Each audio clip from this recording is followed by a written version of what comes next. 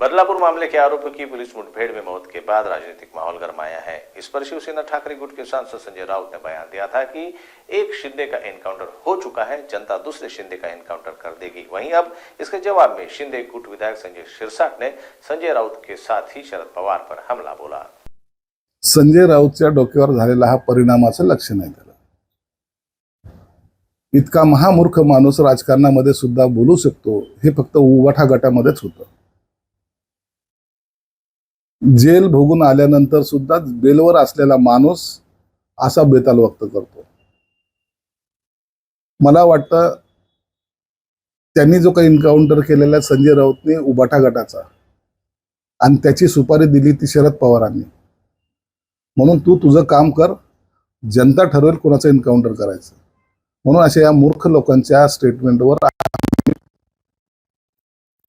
Comments करणं सुद्धा योग्य आम्हाला वाटत नाही।